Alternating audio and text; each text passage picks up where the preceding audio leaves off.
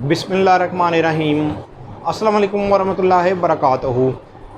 मैं हूं professional astrologer name अरमान सिद्दीकी। कमर दर अकरब कौन सी डेट पर होने जा रहा है, इसका कितना दुरानिया होगा, मैं यहाँ पर आपको वेस्टर्न हिसाब से बताने जा रहा हूँ। अगर आपके पैदाइशी जायशे में मून नाकिस है तो कमर दर अकरब होने से पहले ज़रूर अपना सदका निकालें। कमर दर अकरब में कोई भी ज़रूरी और ख़ास काम नहीं करना चाहिए। अलबत्ता अगर आप सदका निकालना चाहते हैं तो लिक्विड या 2.5 किलो गंदम का भी सदका दे सकते हैं। कमर दर अकरब 17 जून 2024 को 11:37 ये AM का वक्त होगा, जिस वक्त ये टाइम शुरू होगा, और 19 जून 2024 को 9:31 ये PM का वक्त होगा, रात का वक्त होगा, जिस वक्त ये टाइम ख़त्म हो जाएगा।